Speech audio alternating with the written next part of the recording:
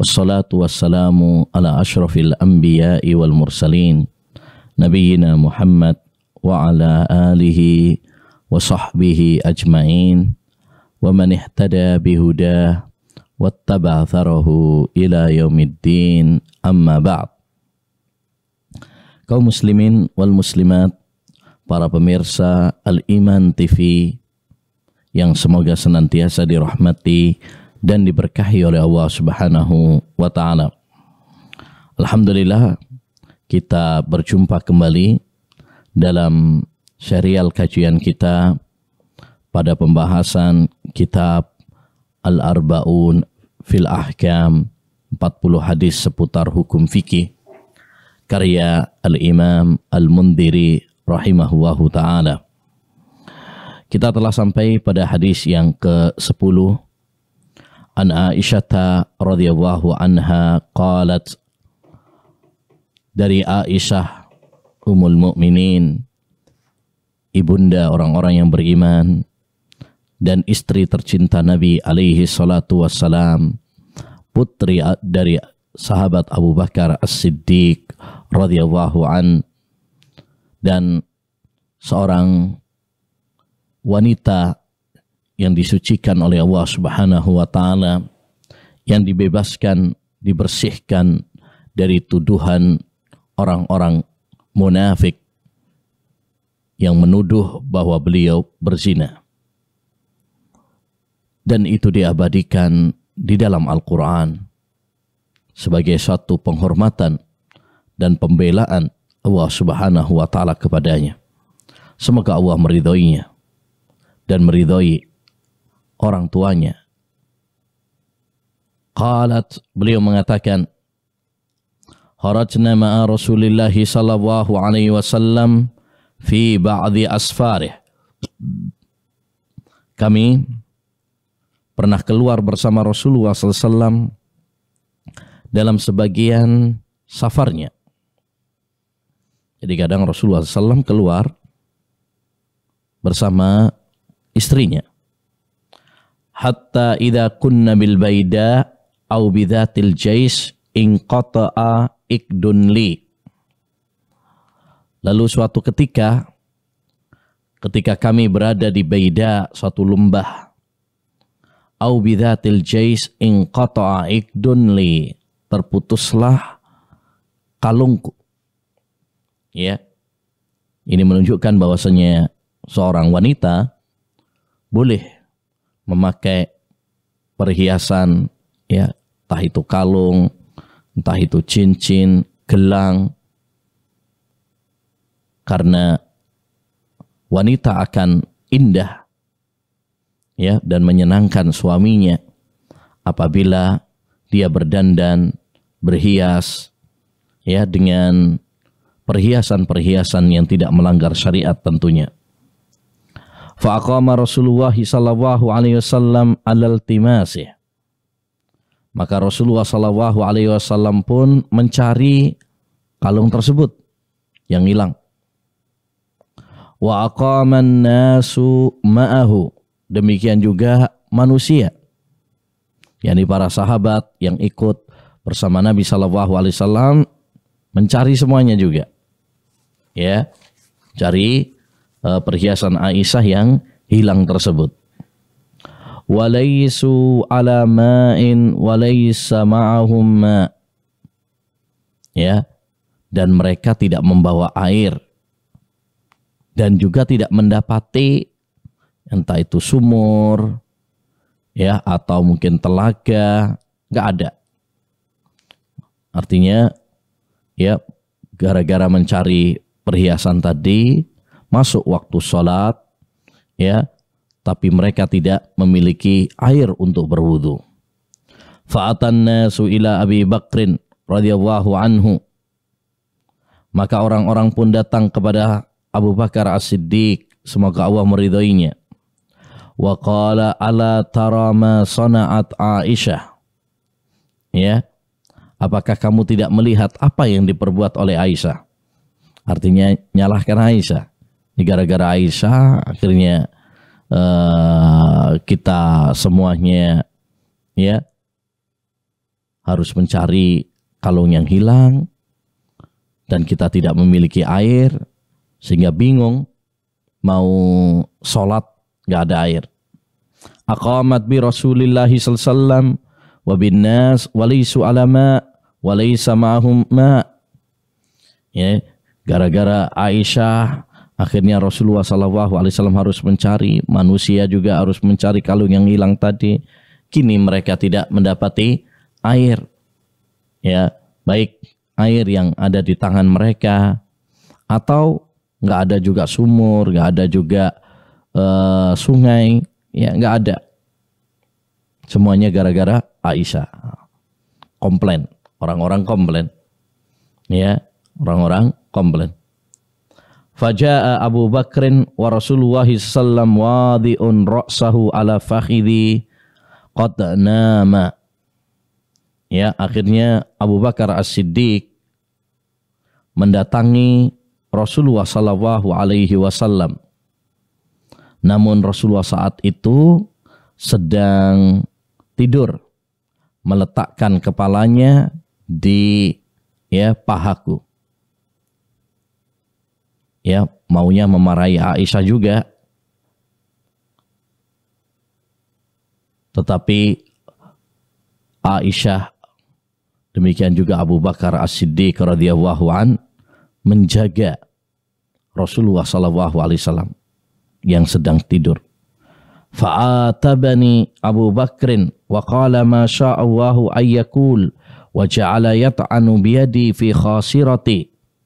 Ya, tetapi Abu Bakar kemudian mengatakan kepadaku ucapan-ucapan yang Masya Allah, ya, bahkan dia menusuk dengan tangannya, ya, kepadaku, artinya jengkel, ya, marah kepada Aisyah radhiyallahu anha.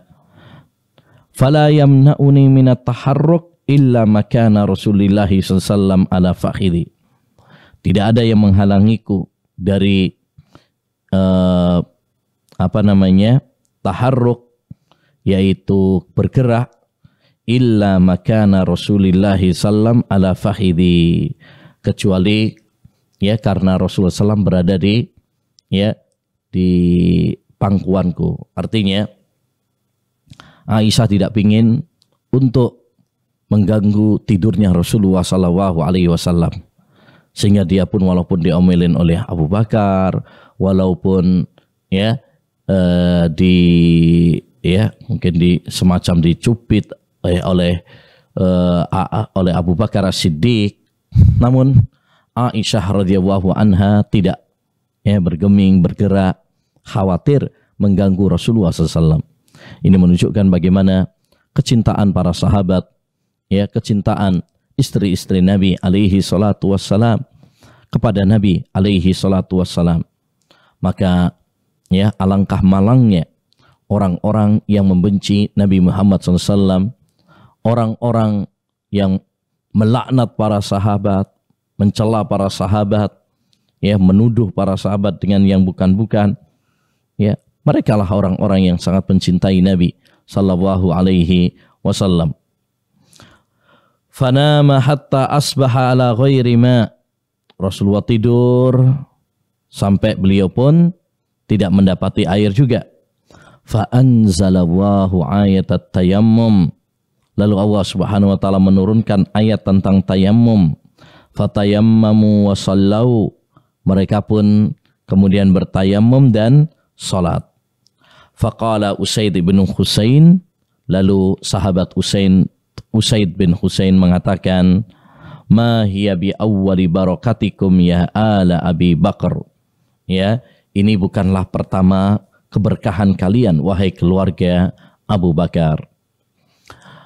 Hadis ini ma'asyiral muslimin rahimani wa rahimakumullah, tentang kisah di balik disyariatkannya tayammum. Maka hadis ini menunjukkan kepada kita bahwa disyariatkan bagi kita apabila tidak mendapati air untuk bertayammum. Sebagaimana Allah Subhanahu wa taala berfirman, wa in kuntum marda aw ala safarin aw jaa ahadum minkum minal ghaid aw lamastumun nisa falam tajidu ma'an fatayammamu sa'idan thayyiba famsahu biwujuhikum wa aydikum minhu. Jika kalian sakit atau safar atau BAB atau berhubungan badan dengan wanita, ya, dengan istri, lalu kalian tidak mendapati air, maka tayammumlah dengan, ya, debu yang thayyib, ya, yang bersih, yang suci, dan usapkanlah kepada wajah kalian dan tangan kalian. Ya, maka hadis ini, ma'asyiral muslimin, ya, rahimani wa rahimakumullah, memberikan faedah penting, ya, kepada kita semuanya tentang disyariatkannya, ya, untuk bertayamum ketika kita tidak mendapati air. Ya, jadi kalau memang seorang pergi misalkan terus tidak ada air, ya, tidak ada air, atau tidak mungkin baginya menggunakan air, entah karena sakit atau karena suatu alasan, ya, maka sebagai kemudahan dari Allah Subhanahu wa taala, Allah membolehkan bagi mereka untuk, ya, bertayamum. Ini rukhsah, keringanan dari Allah Subhanahu wa taala kepada hambanya, ya, karena Allah menginginkan kemudahan bagi mereka. Yuridullahu bikumul yusra wala yuridu bikumul usra. Allah menginginkan kemudahan bagi kalian dan tidak menginginkan kesulitan bagi kalian. Dan tayammum disyariatkan berdasarkan Al-Quran, hadis, dan kesepakatan para ulama rahimahumullahu ta'ala. Dan tata cara tayammum, ya, adalah pertama, ya, kita tepukkan telapak tangan kita ke tanah, ya, ke tanah yang bersih. Kemudian, ya, setelah itu kita tiup, lalu kita usapkan ke wajah kita sekali, ya, dan ke telapak tangan kita, ya, begini. Dan menurut pendapat yang kuat bahwasanya tayammum hanya sekali tepukan, darbah wahidah. Dan menurut pendapat yang kuat juga bahwa tayammum adalah hanya sampai pada telapak tangan, tidak sampai ke siku-siku seperti halnya wudhu. Ya, ini pendapat yang terkuat dalam masalah ini. Selanjutnya, al-hadisu al-hadi asyar, hadis yang ke-11, an Mu'adzah radhiyallahu anha qalat, dari Mu'adzah, semoga Allah Subhanahu wa taala meridhoinya, dia mengatakan, sa'altu Aisyah radhiyallahu anha, aku pernah bertanya kepada Aisyah, semoga Allah Subhanahu wa taala meridhoinya. Fakultu, aku mengatakan, ma balul haid taqdi sauma wala taqdi shalah. Kenapa wanita yang sedang haid dia mengqadha puasa tapi tidak mengqadha salat?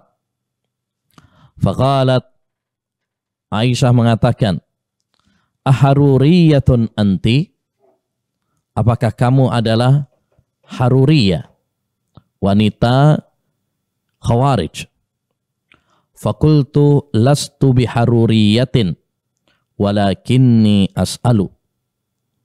Aku bukanlah khawarij. Haruri yaitu khawarij, nisbah kepada harura, tempat keluarnya para khawarij, ya, memberontak sahabat Ali bin Abi Thalib.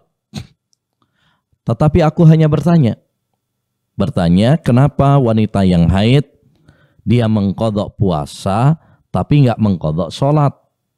Padahal secara logika sholat kan lebih utama daripada puasa, lebih tinggi derajatnya.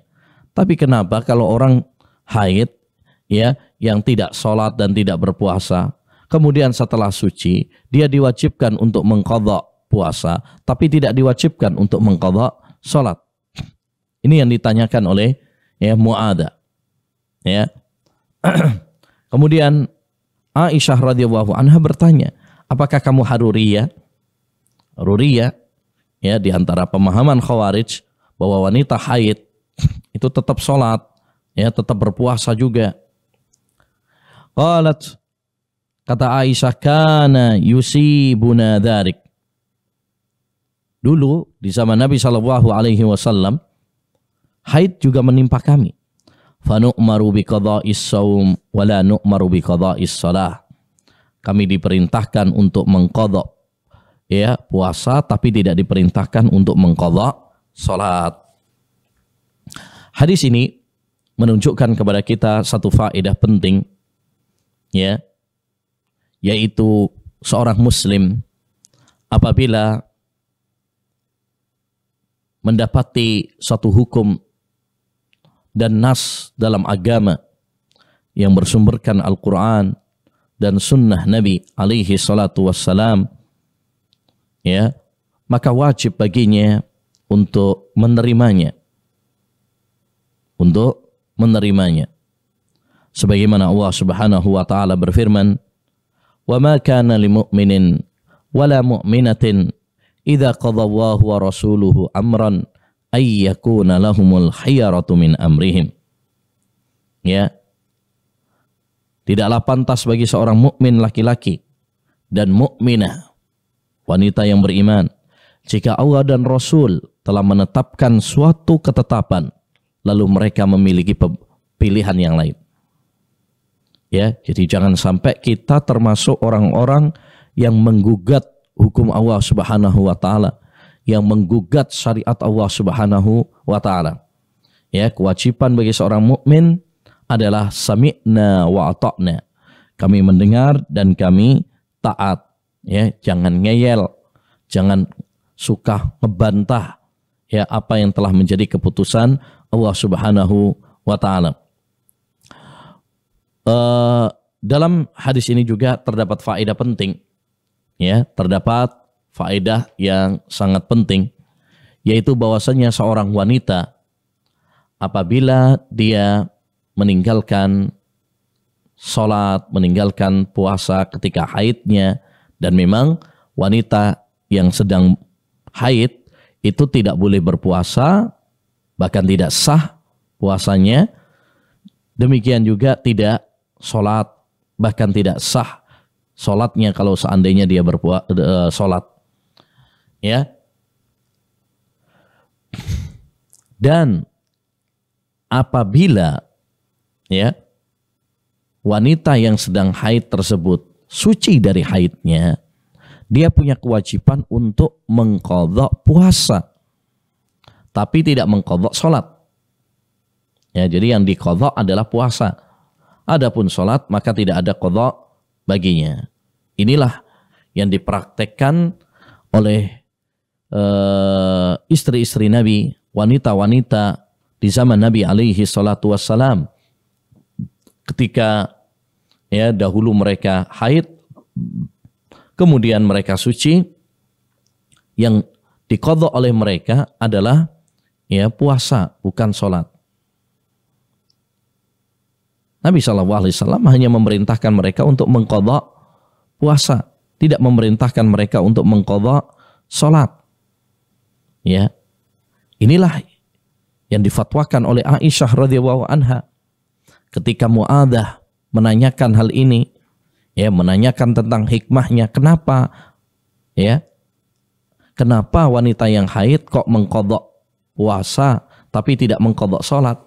Kata Aisyah, ya, itu perintah Nabi SAW, ya, keputusan dari Nabi SAW. Aisyah tidak mengatakan, ya, oh karena sholat itu banyak, ya, setiap hari 5 kali. Bayangkan saja kalau misalkan 1 minggu entah berapa sholat yang harus diqadha, tentu itu sangat memberatkan. Aisyah tidak menjawab dengan jawaban itu, walaupun benar, ya, walaupun itu juga benar sebagai salah satu alasan, tapi itu tidak dilakukan oleh Aisyah karena Aisyah ingin memberikan tarbiyah, pendidikan, ya, kepada kita semuanya, kepada Mu'adzah dan kepada kaum muslimin, ya, agar kita menjadi hamba-hamba yang tunduk kepada keputusan Allah Subhanahu wa taala, ya, tidak membangkang, tidak membantah, tidak ngeyel terhadap hukum-hukum syariat, ya. Jadi intinya wanita yang haid, demikian juga wanita yang nifas, ya, karena hukum nifas secara umum itu persis dengan juga haid, ya. Kalau dia tidak sholat, ya, dan tidak berpuasa, maka yang diqadha adalah, ya, yang diqadha itu adalah puasanya, adapun sholatnya maka tidak diqadha, ya, tidak diqadha. Wanita haid, wanita nifas tidak sholat dan tidak berpuasa. Dan ketika mereka haid dan ketika mereka suci, yang diqadha adalah puasanya dan bukan sholatnya. Selanjutnya hadis yang ke-12, an Abdullah bin Umar radhiyallahu anhuma, dari sahabat Abdullah bin Umar, semoga Allah Subhanahu wa taala meridhoinya. Beliau mengatakan, kanal muslimuna hina qadimul madinata yajtami'un. Adalah kaum muslimin ketika sampai di Madinah, mereka berkumpul. Fayatahayyanuna as-salah, mereka menunggu waktu salat. Walaysa yunadi laha ahadun, ya, tidak ada seorang pun yang memanggil untuk salat. Fatakallamu yauman fi dzalik, akhirnya mereka, ya, membicarakan hal itu. Faqala ba'duhum, lalu seorang di antara mereka mengatakan, ittahidhu naqusan misla naqusin nasara, ya, buatkanlah lonceng seperti loncengnya orang-orang Nasrani. Wa qala ba'duhum, sebagian mereka yang lain mengatakan, ittahidhu qarnan misla qarnil yahud, ya, buatkanlah trompet seperti trompetnya orang-orang Yahudi. Faqala Umar, lalu Umar bin Khattab radhiyallahu an mengatakan, awala taba'asuna rajulan fayunadi bis shalah, kenapa kalian tidak mengutus seorang untuk memanggil salat saja? Sebenarnya nggak perlu trompet, nggak perlu lonceng, ya, tetapi suruh saja orang untuk memanggil salat. Faqala Rasulullah sallallahu alaihi wasallam, maka Rasulullah SAW mengatakan, kum ya Bilal fanadi bis shalah, ya, wahai Bilal, berdirilah dan panggillah kaum muslimin untuk salat. Hadis ini memberikan kepada kita beberapa faedah. Faedah yang pertama, bahwa Nabi SAW beliau bermusyawarah dengan para sahabatnya. Walaupun beliau adalah seorang Nabi, bisa saja tanpa musyawarah langsung memberikan keputusan, ya, dan para sahabat pun orang-orang yang tunduk. Tapi Nabi SAW dalam masalah-masalah besar, beliau mengajak para sahabat untuk musyawarah. Sebagaimana perintah Allah Subhanahu wa taala, wasyawirhum fil amr, dan bermusyawarahlah dengan mereka dalam urusan-urusan. Demikian juga Allah berfirman, wa amruhum syura bainahum, dan perkara mereka hendaknya dimusyawarahkan di antara mereka. Karena dengan musyawarah, ya, kita akan belajar kedewasaan. Dengan musyawarah akan terpecahkan, terfikirkan hal-hal yang tidak terpecahkan sebelumnya, tidak terfikirkan sebelumnya, ya.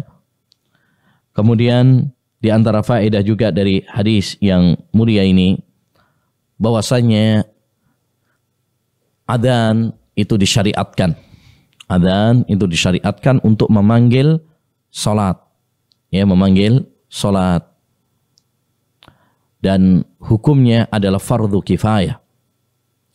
Wajib harus ada sebagian kaum muslimin yang bangkit untuk menunaikan adzan.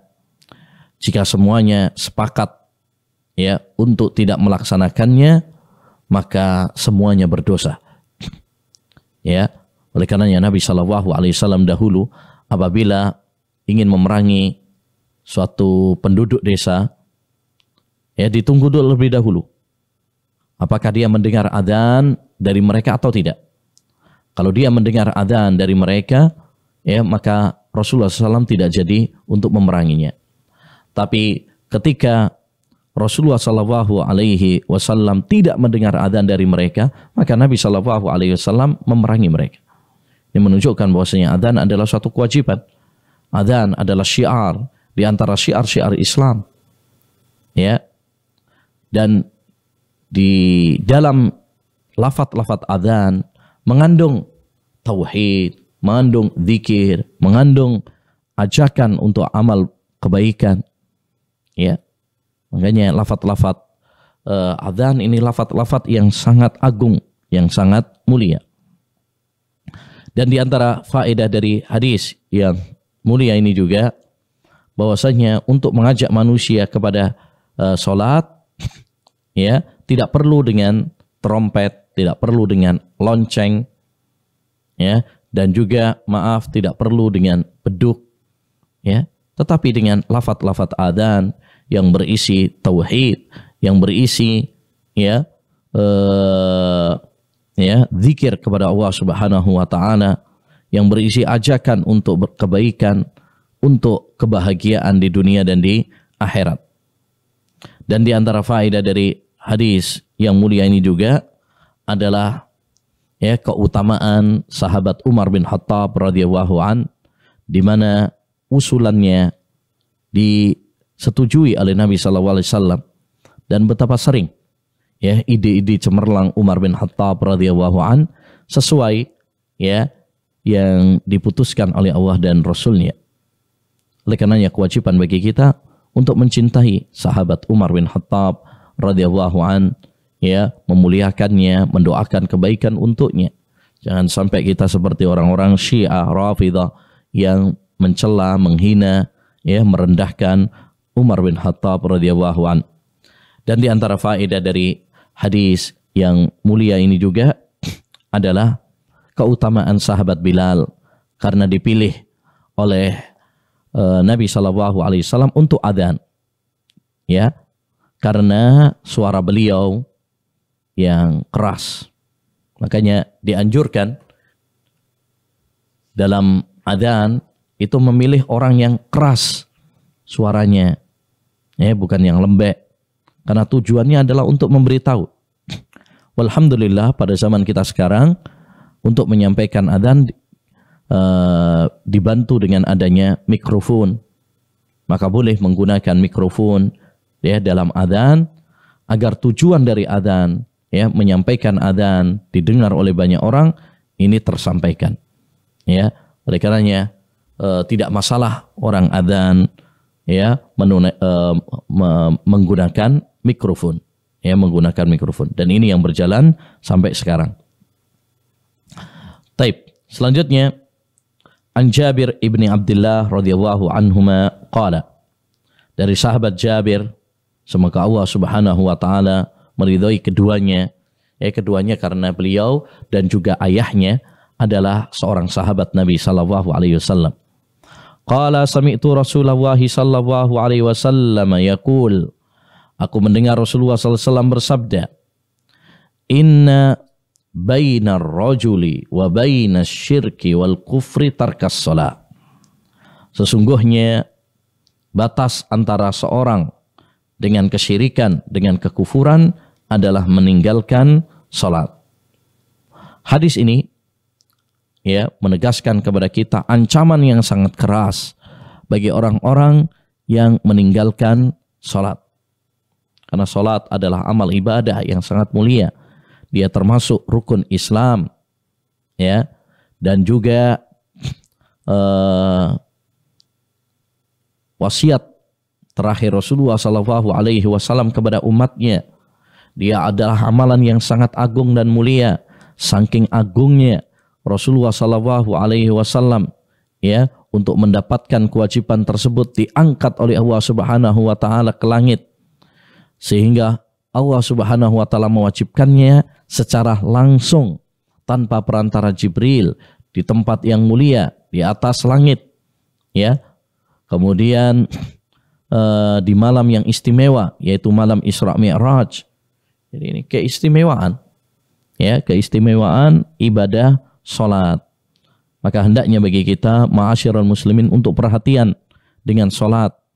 Ya, jangan sampai kita meninggalkan salat karena sibuk dengan dunia, karena sibuk dengan usaha, sibuk dengan ini, dengan itu, tapi kita lupa menjalankan salat, menjalankan ibadah kepada Allah Subhanahu wa taala. Ya, maka ini dalam hadis ini kita diingatkan akan bahaya meninggalkan salat. Di mana ya, dalam hadis ini menunjukkan kepada kita bahwa orang yang meninggalkan salat kafir. Dia terjatuh di dalam kekufuran. Dalam kekufuran. Oleh karenanya hadis ini dijadikan dalil oleh para ulama bahwa orang yang meninggalkan salat itu adalah kafir. Orang yang meninggalkan salat itu adalah kafir. Dan ini masalah yang serius yang hendaknya diperhatikan. Meninggalkan salat termasuk dosa besar.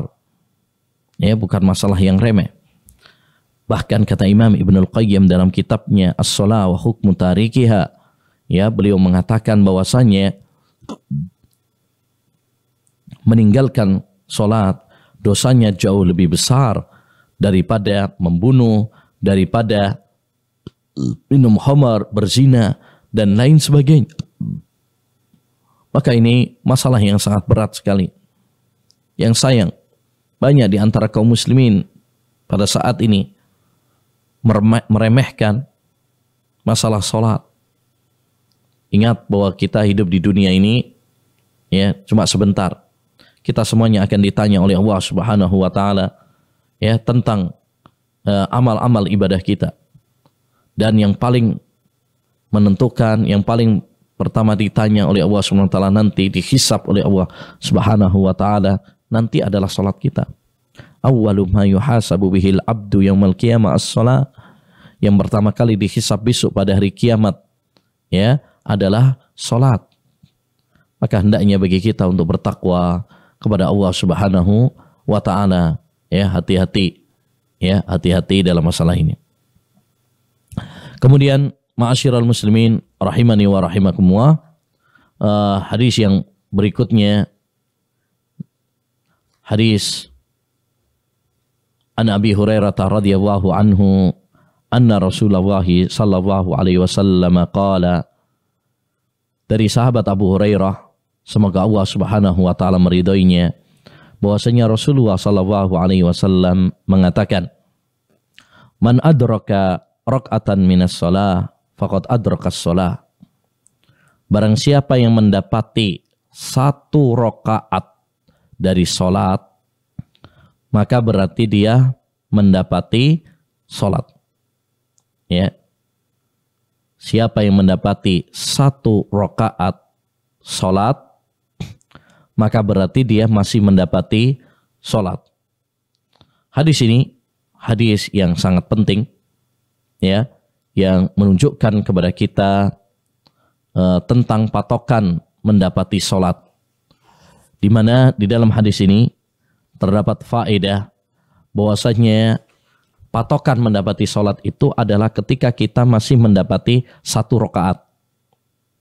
Jadi orang kalau masih mendapati satu rakaat, misalkan, berarti dia masih mendapati salat berjamaah. Contoh, kalau dia misalkan masbuk, kemudian masuk masjid, ya, masuk masjid, lalu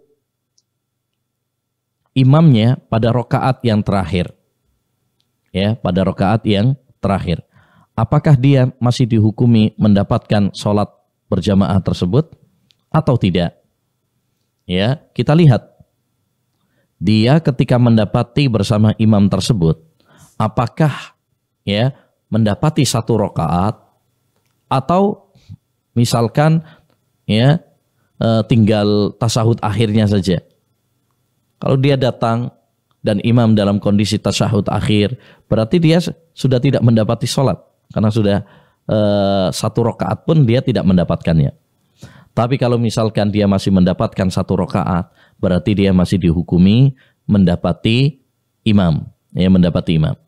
Kalau ada orang misalkan ketinggalan pada hari Jumat, ya, ketika dia datang, ya, dia mendapati imam pada rakaat yang kedua dan masih mendapati rakaat yang kedua tersebut, ya, imam masih membaca surat Al-Fatihah dan sebagainya, maka dia berarti masih mendapati Jumatan.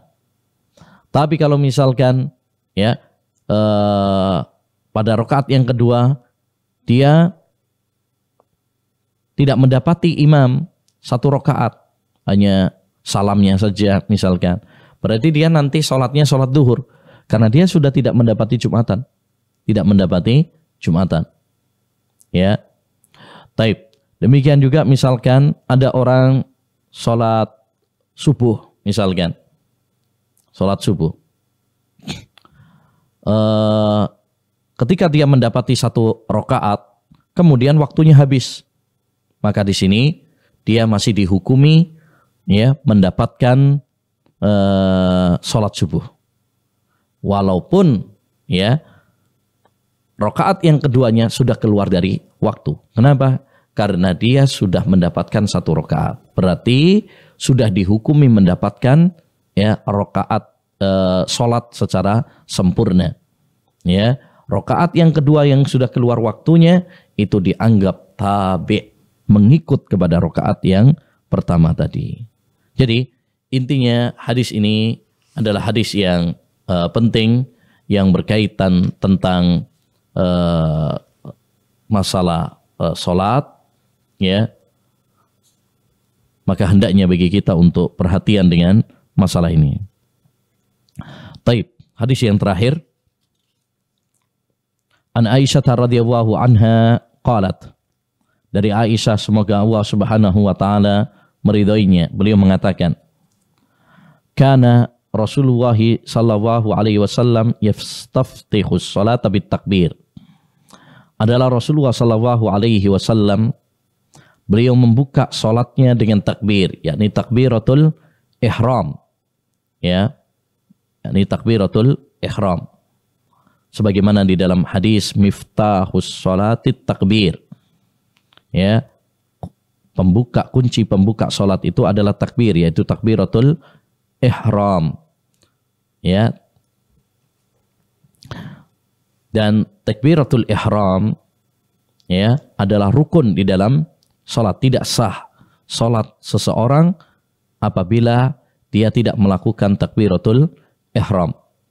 Dan di dalam hadis ini juga terdapat faedah penting, bahwa Rasulullah SAW membuka salatnya itu adalah dengan takbir, bukan dengan melafadzkan niat nawaitu, ya, misalkan salat adz-dzuhri arba'a raka'atin fardhan lillah ta'ala, maka semua itu tidak ada dalilnya, tidak pernah dicontohkan oleh Nabi SAW dan juga para sahabatnya, ya.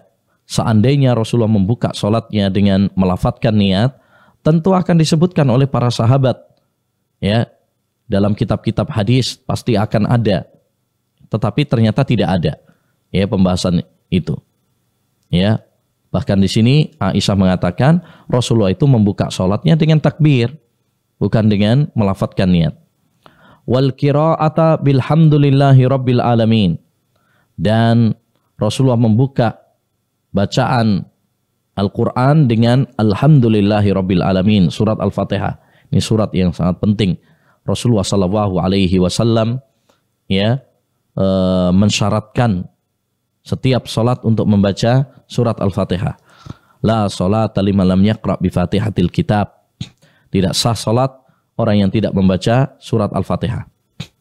Wa kana idza raka'a lam yushis ra'sahu wa lam yusawwibhu, walakin baina dzalik.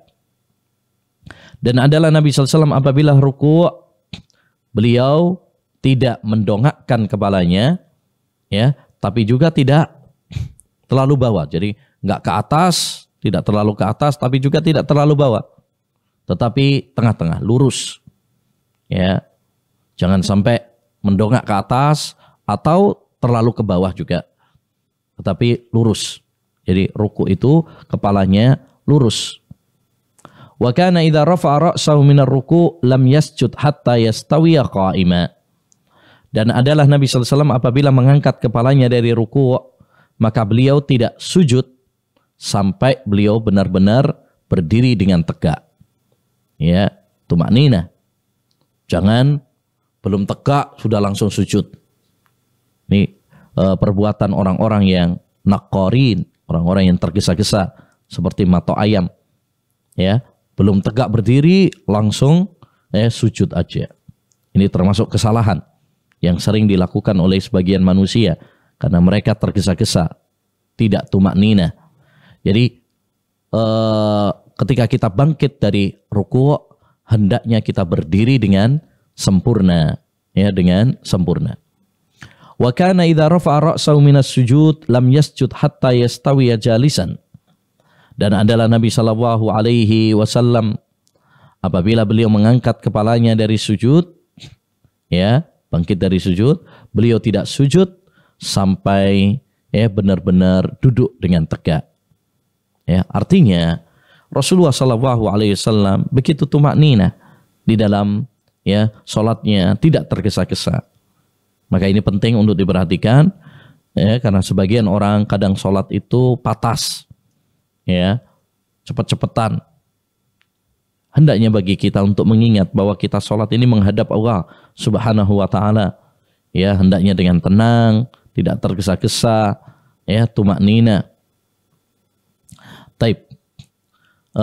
Kemudian wa kana yafrishu rijlahul yusra wa yansibu al-yumna. Dan adalah Rasulullah SAW ketika duduk, maka beliau membentangkan, ya, kaki kirinya dan menegakkan, ya, kaki kanannya. Ini yang disebut dengan duduk iftirash. Ya, duduk iftirash. Wa kana yahtimus salata bit taslim, dan adalah Nabi sallallahu alaihi wasallam menutup salatnya dengan salam. Ya, sebagaimana di dalam hadis miftahus salati at-tuhur wa tahrimuha at-takbir wa tahliluha at-taslim. Wa tahliluha at-taslim, dan yang menghalalkannya adalah salam. Yani menghalalkan, karena orang kalau sudah masuk di dalam sholat, dia haram, ya, melakukan hal-hal yang sejatinya diperbolehkan seperti ngobrol, makan, minum. Ketika seorang takbiratul ihram, ya, maka tidak boleh. Yang menjadikan boleh lagi adalah salam. Ya, makanya disebut wa tahliluhat taslim. Yang menghalalkannya adalah salam. Rasulullah menutup sholatnya dengan salam. Taib. Ma'asyiral muslimin wal muslimat, para pemirsa yang semoga dirahmati oleh Allah Subhanahu wa ta'ala. Demikian yang bisa kita bahas pada kesempatan kali ini. Ya, insyaallah ta'ala akan kita lanjutkan pada pertemuan berikutnya, ya, tentang hadis-hadis seputar hukum fikih. Mudah-mudahan apa yang telah kita pelajari bermanfaat dan menambah ilmu bagi kita semuanya, dan kita diberi pertolongan, kekuatan oleh Allah Subhanahu wa ta'ala untuk mengamalkannya. Amin ya rabbal alamin. Wa sallallahu wasallama ala nabiyyina Muhammad wa ala alihi wa sahbihi ajma'in. Ustadz, apabila kita terlambat menjawab azan, apakah boleh kita menjawabnya dari awal secara sendiri, Ustadz? Atau langsung menjawab sesuai dengan lantunan muadzin pada waktu tersebut, Ustadz? Mohon penjelasannya, Ustadz. Barakallahu fikum. Ada perselisihan di kalangan para ulama apabila seorang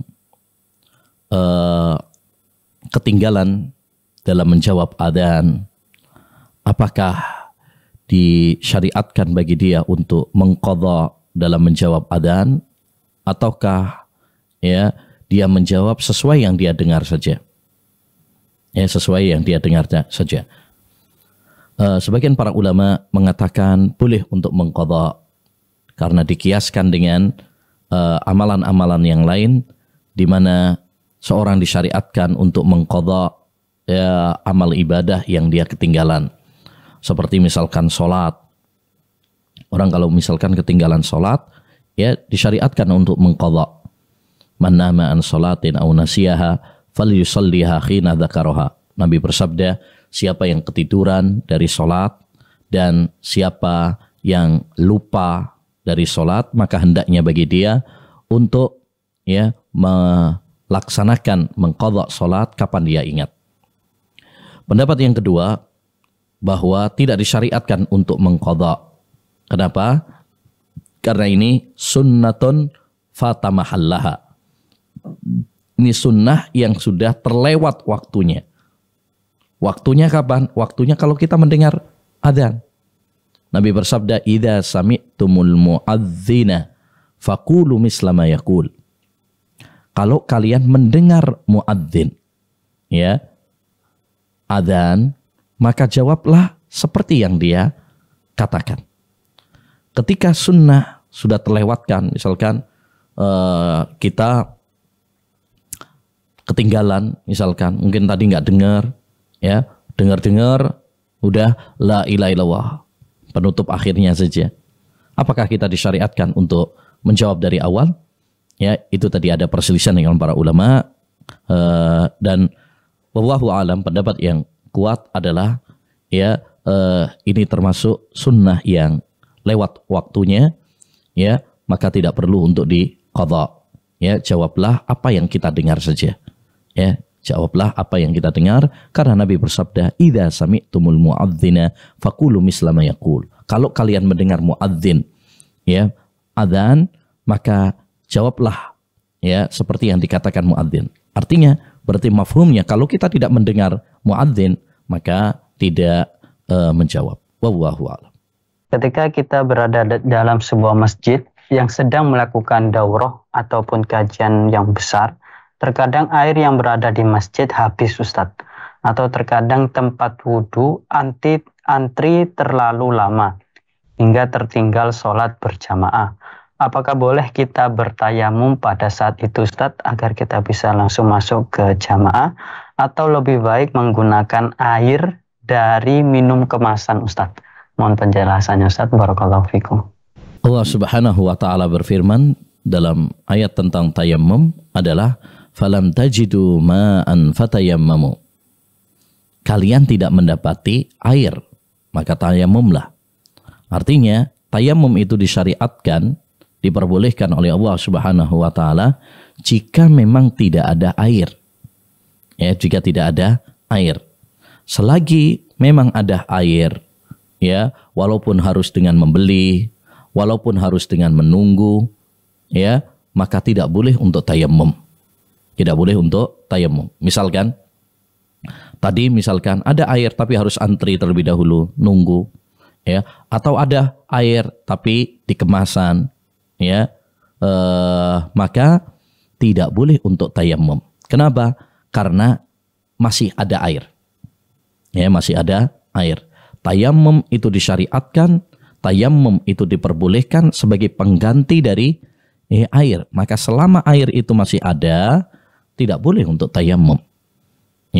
Makanya para ulama mengatakan idza wujidal ma batala at-tayammum. Apabila ada air, maka batal tayammumnya. Batal tayammumnya. Tidak boleh, karena syarat yang diberikan oleh Allah Subhanahu wa taala tentang bolehnya tayammum adalah jika memang tidak ada air. Jadi dalam tadi yang pertanyaan yang disampaikan oleh saudara bahwa mereka harus antri, atau ada air tapi dalam kemasan botol, apakah diperbolehkan untuk tayammum? Jawabannya adalah tidak boleh. Harus berusaha terlebih dahulu menggunakan air. Apalagi waktunya masih ada. Nggak apa-apa ketinggalan sholat berjamaah, ketinggalan sholat berjamaah, nanti bisa menyusulnya, bisa menyusulnya. Itu ada udzur yang menghalangi dia untuk sholat berjamaah, daripada dia ikut sholat berjamaah dengan tayammum padahal ada air, maka ini tidak diperbolehkan. Tidak diperbolehkan. Wallahu a'lam. Ustadz, dalam masalah niat di sholat, terkadang kita telah meniatkan sholat sebelum berangkat ke masjid, Ustadz. Apakah ketika kita sampai di masjid, kita harus memperbaharui niat kita, Ustadz, dengan berdiri sejenak, lalu takbiratul ihram? Atau boleh langsung mengangkat tangan untuk bertakbiratul ihram, Ustadz? Mohon penjelasannya, Ustadz. Barakallahu fikum. Niat itu adalah amalan hati. Ya, amalan hati. Sehingga ketika telah terlintas di dalam hati kita bahwa kita saat pergi itu mau sholat duhur, mau sholat asar misalkan, itu sudah cukup. Ya, ketika seorang berwudu itu kan berarti sudah berniat mau melaksanakan sholat, itu sudah cukup. Ya, karena niat itu adalah tempatnya di dalam hati. Ya, tidak perlu misalkan ya, sebelum takbiratul ihram kita hadirkan dulu walaupun tidak dilafatkan misalkan, tidak, karena itu termasuk amalan hati, ya, termasuk amalan hati. Ya, tidak dinukil bahwa Rasulullah SAW bahwa sebelum takbiratul ihram beliau memejamkan matanya misalkan menata niat terlebih dahulu, tidak. Ya, jadi sekedar seorang itu ya terlintas di dalam benaknya bahwasanya dia akan melaksanakan sholat duhur atau melaksanakan sholat asar, dia berwudu, dia berangkat dari rumah ya menuju ke masjid untuk melaksanakan sholat ya duhur, itu sudah cukup sebagai niat, ya, sebagai niat. Karena sekali lagi niat adalah tempatnya di dalam hati dengan kesepakatan para ulama, termasuk amalan hati. Oleh karenanya para ulama mengatakan apabila berbenturan antara apa yang dia niatkan di dalam hatinya dan apa yang dilafatkan, ya, maka yang menjadi patokan adalah apa yang diniatkan. Contohnya misalkan dia berniatnya di dalam hatinya itu adalah sholat duhur, tapi mungkin bagi yang melafatkan niat, misalkan dia salah, ya, lafadznya nawaitu sholat al-asri, padahal di dalam hatinya itu sholat duhur yang dia niatkan. Yang menjadi patokan adalah apa yang di dalam hatinya, bukan yang dilafatkan dengan lisannya. Ya, intinya ma'asyiral muslimin, niat itu adalah tempatnya di dalam hati. Ya, tidak perlu untuk dilafatkan. Sekedar seorang terlintas di dalam hatinya bahwa dia akan melaksanakan sholat tertentu, itu sudah cukup. Wallahu a'lam. Ustadz, apakah aib kalau kita menikah berbeda jarak usianya yang terlampau jauh, Ustadz? Mohon penjelasannya. Barakallahu fikum. Bukan aib, ya. Insyaallah ta'ala selama saling suka, saling ridha dan baik agamanya, akhlaknya, ya. Jadi yang paling menjadi ukuran, patokan, parameter adalah akhlak, ya, kemudian akidahnya, ibadahnya, ya. Adapun umur, maka itu masalah selera. Ya, sahabat Jabir bin Abdullah radhiyallahu an, ya, beliau menikah dengan janda. Rasulullah sallallahu alaihi wasallam juga, ya, jaraknya berbeda dengan Khadijah. Ya, demikian juga Utsman bin Affan radhiyallahu an, ya, dan lain sebagainya. Jadi perbedaan usia bukanlah suatu aib, ya, bukanlah suatu aib. Yang paling penting adalah agama, yang paling penting adalah akidah, ibadah, bagaimana saling bahu membahu di dalam berumah tangga, ya, untuk ketaatan kepada Allah Subhanahu wa taala. Ya, adapun milih gadis atau janda atau muda atau yang lebih tua, itu masalah selera. Ya, masalah selera yang relatif, orang berbeda-beda antara satu dengan yang lainnya. Ada yang mungkin orang seleranya pengen cari yang lebih muda, ada yang seleranya cari yang lebih tua. Itu masalah selera saja. Tetapi memang yang dianjurkan oleh Nabi Shallallahu Alaihi Wasallam, ya, kalau bisa adalah cari yang lebih muda, agar lebih bisa menjaga farji kita, ya, lebih memenuhi, ya, kebutuhan syahwat kita, ya. Makanya ketika sahabat Jabir mengabarkan kepada Nabi alaihissalam bahwasanya dia menikah dengan janda, Nabi mengatakan fahalla bikran tula ibuha. Ya, kenapa tidak menikah dengan gadis saja sehingga kamu bisa bercengkrama dengannya. Tetapi sahabat Jabir menyampaikan bahwa dia punya alasan dan itu diperbolehkan oleh Nabi Shallallahu Alaihi Wasallam. Jadi itu hanya sifatnya anjuran saja. Kalau kita bisa orang yang baik akhlaknya, ibadahnya, akidahnya, dan dia juga masih gadis, muda, ya tentu itu lebih utama. Tapi kalaupun memang kita ada alasan yang lain, ya menikah dengan yang lebih tua, misalkan karena ada alasan yang lain, ya lebih dewasa, lebih baik akhlaknya, adabnya, maka tidak mengapa. Jadi bukan masalah besar perbedaan usia. Yang paling penting adalah akhlak, ya. Yang paling penting adalah ibadahnya, akidahnya, sehingga bisa menjadi partner dalam hidupnya untuk menunjang ibadahnya kepada Allah Subhanahu wa Ta'ala. Demikian kita tutup dengan doa kafaratul majlis. Subhanakallahumma bihamdika asyhadu an la ilaha illa anta astaghfiruka wa atubu ilaik. Assalamualaikum warahmatullahi wabarakatuh.